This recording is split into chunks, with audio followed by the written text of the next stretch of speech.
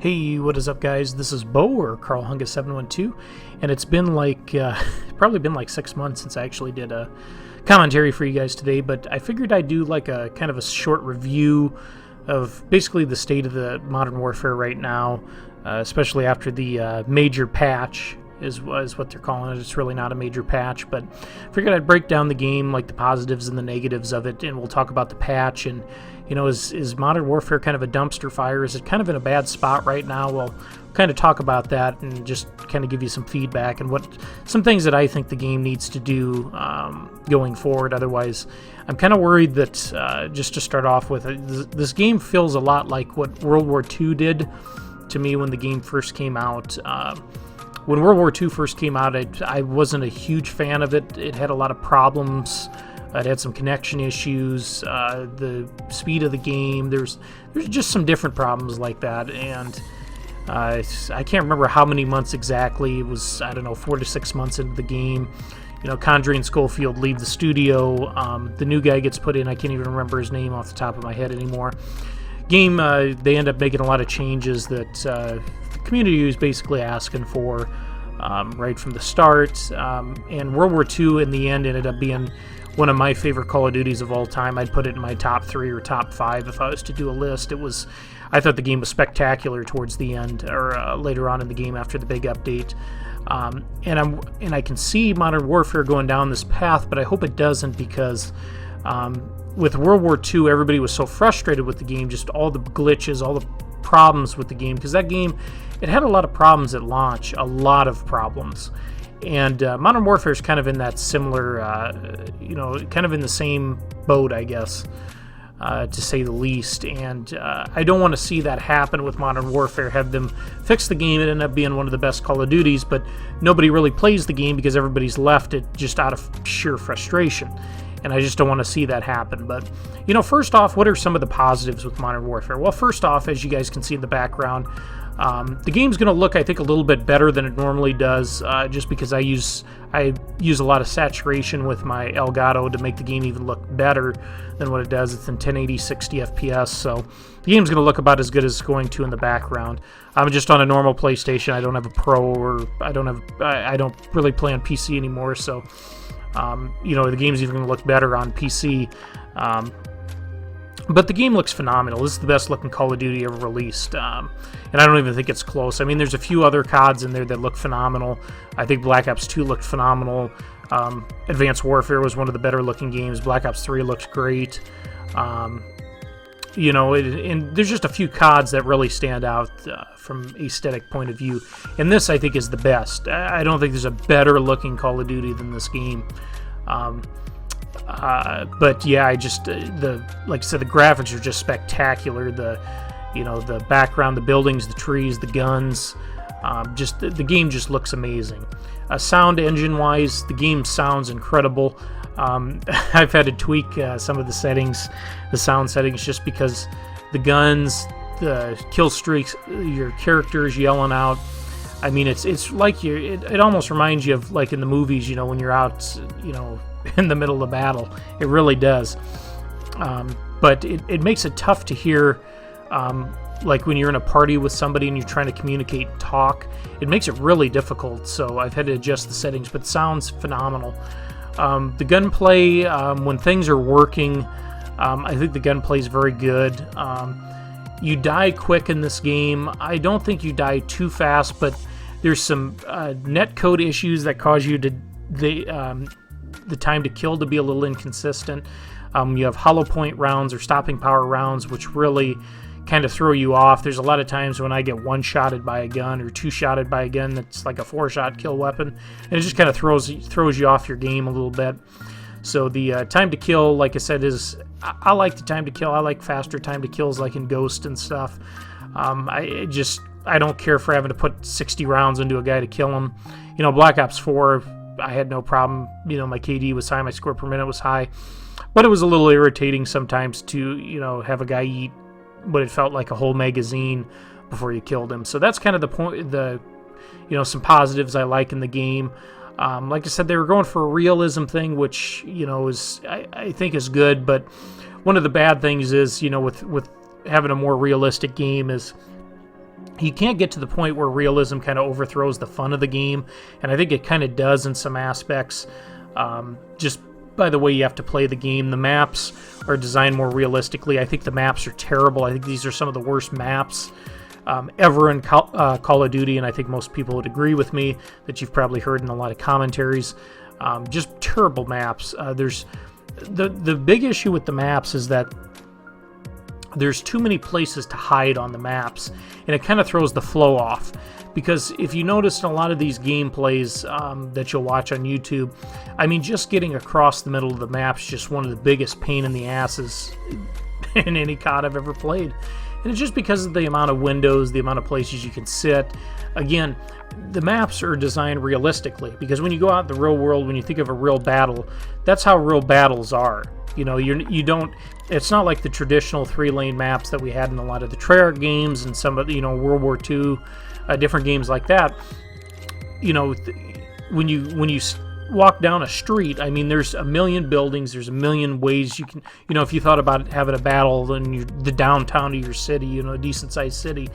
There's windows everywhere. There's places to sit. And obviously in the real world, you're not going to be running around, like I'm trying to do in this gameplay here with the Uzi. I'm trying to run around and have a good time. And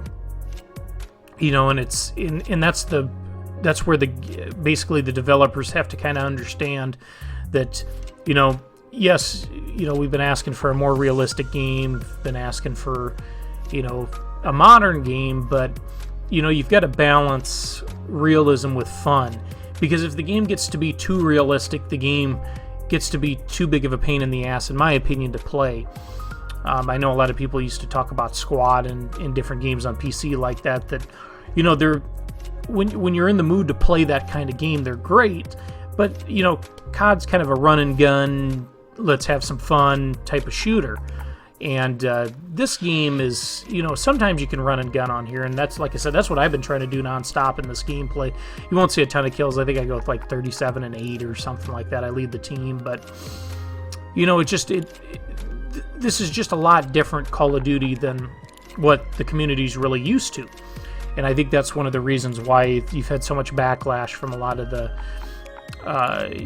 skillful players, a lot of the guys that have been playing for years, is that in the old CODs, those Call of Duties kind of catered to any play style. You could rush, you could sit, you could camp, you could play with an AR, you could play with a shotgun, you could snipe, you could just do about anything you wanted. In this gameplay here, unless you're playing kind of crappier players, and this team we're playing is not very good, you're not going to run and gun. You're really not. And I know a lot of people say, you should adapt. Well, we are adapting, but the point of the game is that Call of Duty's always been a game that, all play styles are welcome. And in Modern Warfare, you don't really have that. You don't have this all play styles are welcome type of thing. You really have to slow down. You really have to play slow. Like I said, one more positive before I move into some of the negatives. Lots of guns to choose from, but going into the negatives to kind of go from that is that really there's only a couple of weapons you can use in this game to compete. The gun balancing with the net code, with the time to kill, unless you're using an M4, an MP5, or even an MP7, you're going to struggle in this game. I'm just going to be honest with you. Now, there's other guns that I think could compete if there's some changes made to them, like the AK-47, the Odin, some of those high damage weapons. What makes the Odin so difficult to use in this game and the AK-47 is the recoil on them. And even when you unlock attachments on it, they still have enough recoil to where you're just better off using the MP4 or MP5 or MP7. Or M4, sorry, I said MP4, M4. Just because the way the time to kill works in this game, the fast fire rate, the forgiveness you have with those weapons, there's just really no point in using some of the other weapons. You also have the 725 shotgun, which has been nerfed a few different times, and the perk balance. There's some problems with the perk balance in this game. Ghost, I think, is almost a requirement. You have to use a lot of games. I'll use Restock just because I play Ground War a lot, so I like using C4 on the tanks, as you just saw there. So I think that's really useful, Restock, but there's no point with the UAV spam and different things like that. You really need to use Ghost. The perk 3 category, I always use Tac Mask. I think you almost have to, because I don't know, in a lot of the lobbies I get into, you're flashbanged for, just nonstop, lots of concussions, lots of flashbangs.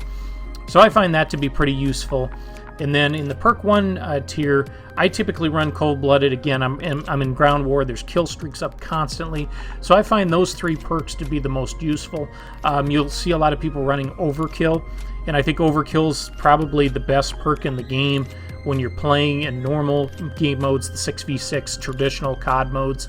I mean, Overkill's just, there's no reason to use other perks in this game, because you can kind of overkill with a shotgun or any other gun of your choice. Usually, like I said, most people are running a shotgun, the Overkill 725, just because, again, you've got your long range gun, you can sit in the corner, you can listen for footsteps, pull out your shotgun and just destroy anybody.